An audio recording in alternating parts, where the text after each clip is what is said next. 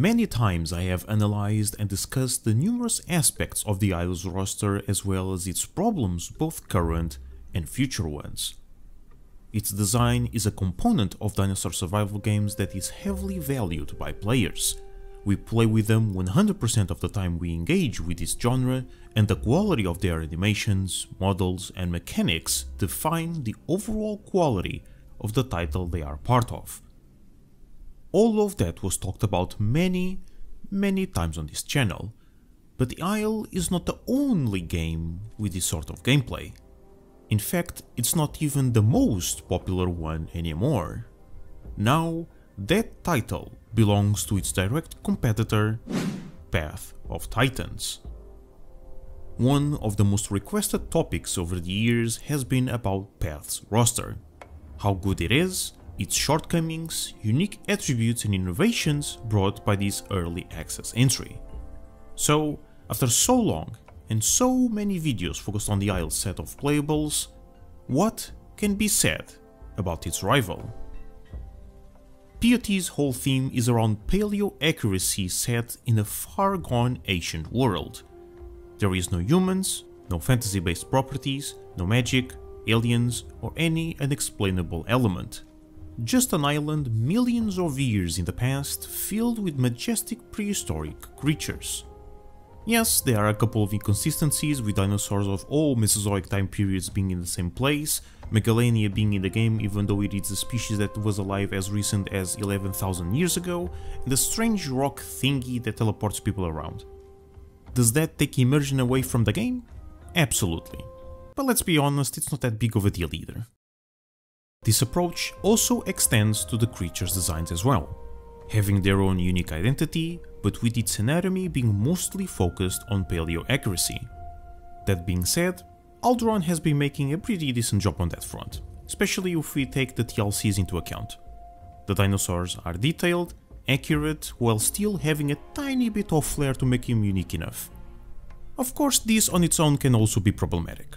Accuracy on extinct animals is a very tricky thing to do, since new studies are constantly changing the way we perceive them, looking at you Spinosaurus, not to mention that we all know how passionate paleo nerds are when it comes to that. But even then, I think the developers did it pretty well. But what about its actual roster though? Before I begin, there are some disclaimers, let's say, that I consider important to address. Path as a game has a ginormous advantage against its competitors due to one very simple thing: modding. In fact, not just modding, the overall customizability the game offers to players. A server owner has the power to change all the dinos' values and stats, remove or add abilities, pick and choose which playables they want, add or remove restrictions and more. All of this, plus the vast array of modded animals available, allow the community to perfectly tailor their own servers to their liking.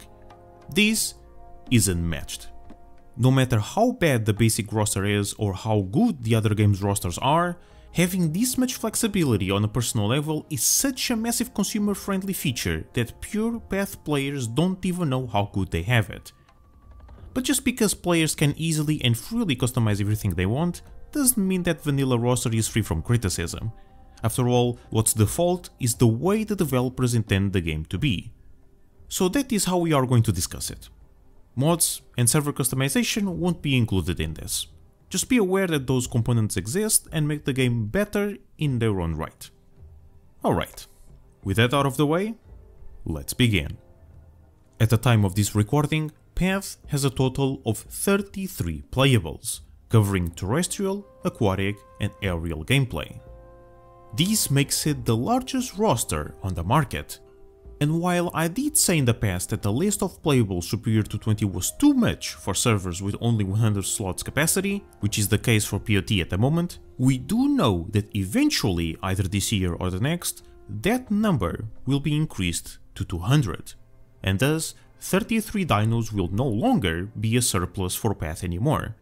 At least from my perspective, of course.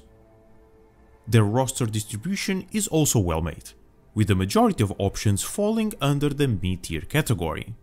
Obviously they do have picks for both the smaller and larger extremes, but it has been proven time and time again in other games that mid-tier species offer the most varied amount of mechanics and functionalities in contrast to their smaller or larger counterparts. So having the bigger portion of their list present in the mid-section when it comes to size and weight is a good decision. Now, one criticism that I have is regarding the fully aquatic playables. However, the problem is not really the species chosen, but rather how they interact in-game. For obvious reasons, sea creatures function significantly different than the rest of the roster. Flyers also have their own space that no one can reach, but they do have the advantage of freely traversing between the sky and land with no restrictions and very minimal limitations. The water boys over here can't say the same though. Being on land doesn't kill them per se, but due to their anatomy they are so immobile that they are pretty much forced to stay underwater. That is all expected, and it should be this way. But here's the thing. As a consequence of this, sea players are basically playing their own game, and there's almost no interaction between them and the rest of the server. And since there are only 3 official species to choose from, there's not enough variety for players to organically form an aquatic ecosystem. And on top of that, they can't even interact with a big portion of the people playing on their servers, which then leads to less people playing as an aquatic, which makes the population discrepancy even larger, which makes even more people to stop playing as a fully aquatic, and now there's no one playing in the oceans. Fortunately, or unfortunately, depending on how we want to look at it, this is mostly a map issue than a roster one. There is practically no incentive for terrestrial players to cross the seas, and there's barely any way for aquatics to reach inland even through rivers. Yes, I know there are ways to do it, but it's clearly not intended by the developers. The best solution that comes to mind is either add the necessary incentive for players to cross the ocean, like going to those islands for example, or change the rivers in a way that aquatics can easily access them and climb them to reach the more inland portions of the map. Preferably, implementing both would be optimal, but either one could work in my opinion. There is also the whole path has horrible balance meme that exists for years. And look, you dying because a herbivore killed you doesn't make the game unbalanced. It is evident that the big sum of the community has a particular set of expectations which do not align with how Alduron is designing the game. And even though the official servers do have its balance issues, it is not a permanent problem. It comes and goes depending on the patch. Besides, we really need to stop pretending that apex dinos are unkillable gods and carnivores can kill whatever they want just because they have claws and teeth. That's how the Isle was in Legacy, and it was bad. Very bad. Path is not like that. The devs want hunts to be difficult and require coordination as well as teamwork to succeed. Should it be impossible to hunt the herbies? Obviously not. I even made a video about it. But balance being the scapegoat for every failed hunt is unnecessary to say the least. Overall, their official roster is pretty good. It has variety on their species and playstyles, their distribution is done almost perfectly, their vision is clear and well executed.